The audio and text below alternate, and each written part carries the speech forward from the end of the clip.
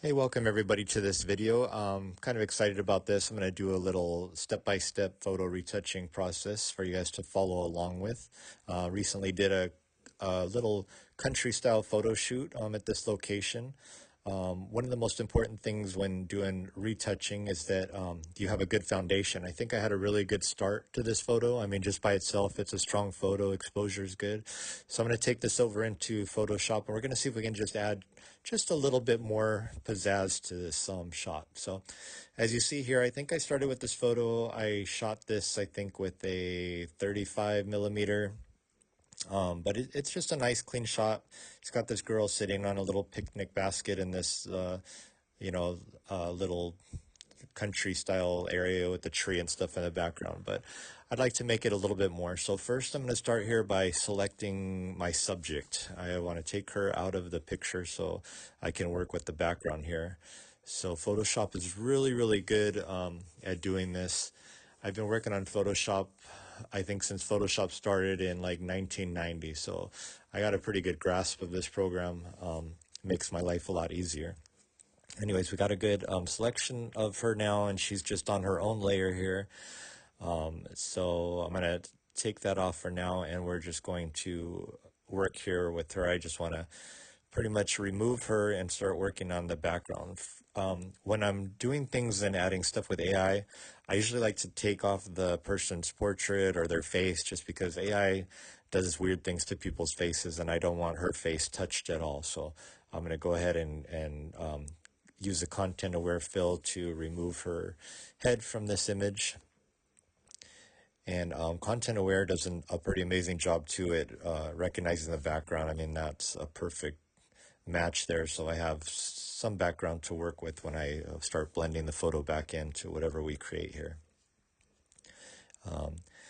Now, from this step here, we're going to go up and on the other layer, we are going to duplicate it, and I'm going to add some things to it. So using Adobe's AI creation tools, they have like a lot of them. There's like Firefly, there's GPT, there's a whole bunch of different things. So I'm going to do a generative fill, and we're going to type a prompt for exactly what I'm looking to add here.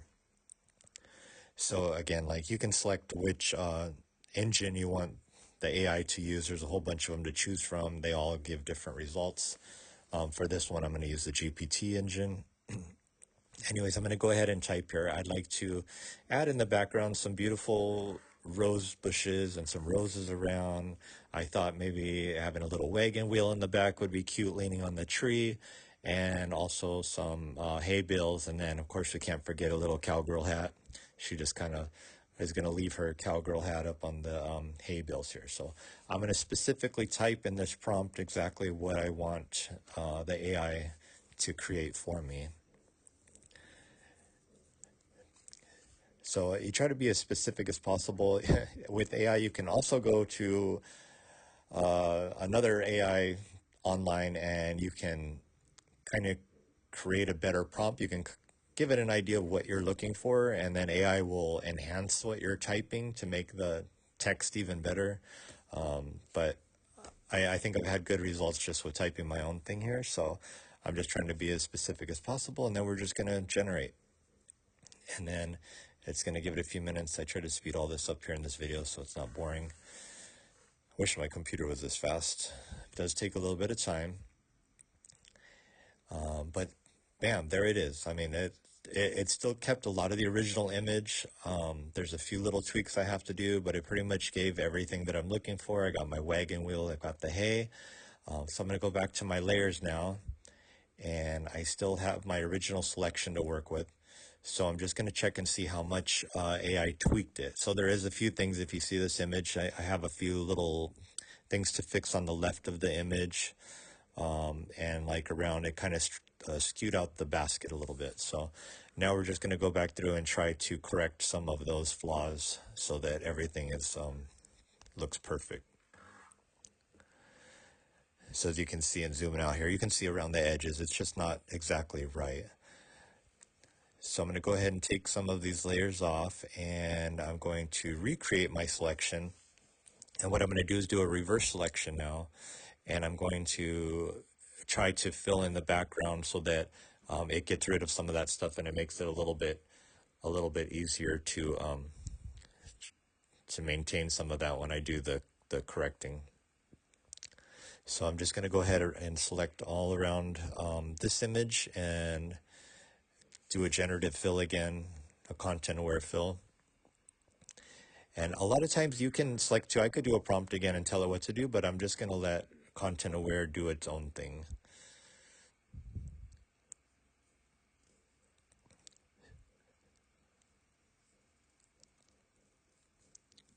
So we'll just give it a second here while I fiddle around with this. I had to just reselect around her body again. And I'm just going to do a content aware fill, and we'll see what it creates. So sometimes it will give you some weird stuff. I have no idea what this is, but from the purposes of this picture, all I want is to make sure that it's seamless around her. So we're going to get rid of this whatever basket mop thing. I have no idea what it created, but as you can see, this is going to cover it up once I put the subject back in. So I'm not too worried about that. I just want to make sure that I can erase some of that and have all the edges cleaned up. So from here, we're going to go ahead and create a new layer, and I'm going to probably use the cloning tool, and we're just going to go ahead and paint in and try to fix up some of these edges that don't look right around the selection. So I'm just going to clone this in and just drop this layer below the actual subject, and we're just going to go ahead and keep painting around until I clean up all of these flaws that are on here. So we're going to fix the basket because I just want to use the original image. I don't want any of the stuff that AI created here. So as you can see, I'm removing all this. And of course, I'm working on the bottom layer. That's why now it's showing my original layer. So all those little flaws are easily disappeared. That makes it so much easier than, definitely try when you're doing stuff like this. Don't work on your original layers. Definitely have a couple different options so you can go back and fix stuff. Now in this part, you can see AI moved her arm a little bit for me, which I don't want. So I need to fix that. I'm just going to go ahead and merge all these layers together so I make sure that I'm getting only the portion of the background that I want. And I'm going to go ahead and clone some more here. So we're going to take that and just erase that and add some flowers in. And you can be as careful as you want with this. I mean, I'm doing this pretty quick. If this is for a large print, I would try to be very, very cautious to make sure this is going to look good. But for online purposes, for sharing social media, for doing 8x10 prints, this is completely acceptable. In this area right here, there was some few, I think AI copied some of the hair blown, so I'm going to go ahead and erase some of this just so it's a little bit cleaner. It's not a big deal, but I don't want that to be a distraction. So I'm going to just go ahead and get rid of any of those little hairlines over there in the tree. Oops, grab the wrong color.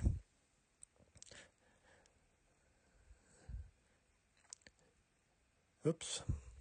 Just got to make sure you click and you're on the right layer when you do your clicking, so it grabs the sample from that layer. Let's see, I think I got it here. There we go. So we're going to get rid of that. Most of these lines and stuff, they're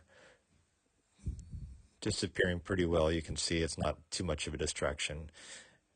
And if you look at her hair, Photoshop did an amazing job of selecting her hair. I mean, that's pretty awesome to just have a standalone selection and all those little details in her hair.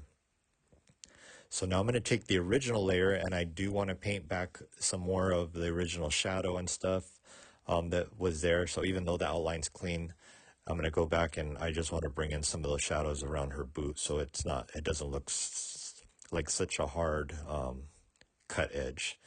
So we're just going to go ahead and blend this in. Now she's got the shadow there under her boots. Bring up some of that hay that was sticking up on the basket there. So I'm trying to do this with a really soft brush.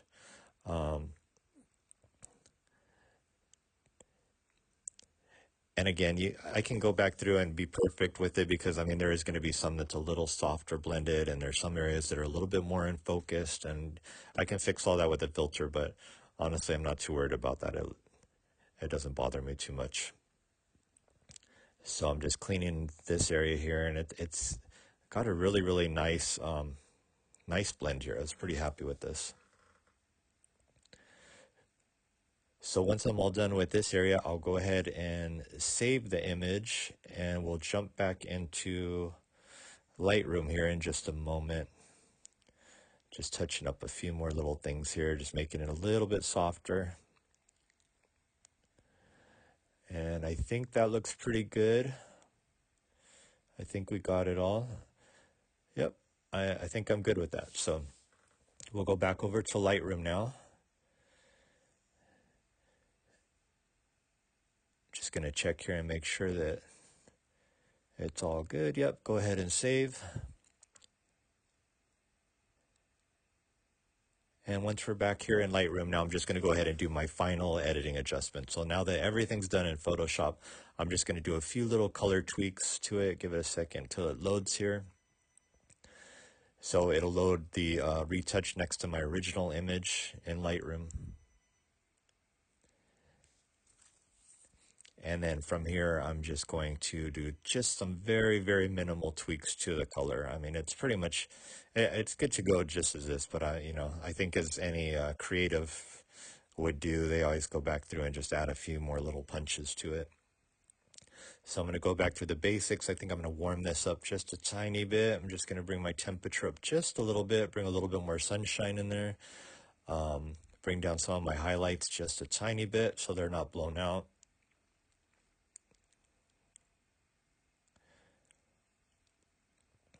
I think that's pretty good about there. I'm still got a little detail in the whites. Checking on the shadows here. I don't want to bring up the shadows too much because I do want to keep some of that contrast in the image. And again, with the whites, just want to make sure they're not blown out. Keeping all that detail in there. Bring up a little texture, a little clarity. Dehaze the image just a tiny bit, just so there's some nice contrast there. And we're going to give it a little tone curve.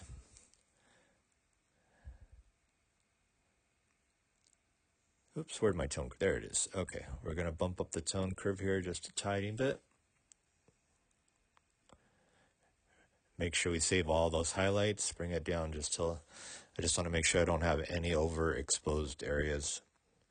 And the blacks are nice and black. We're going to leave it like that.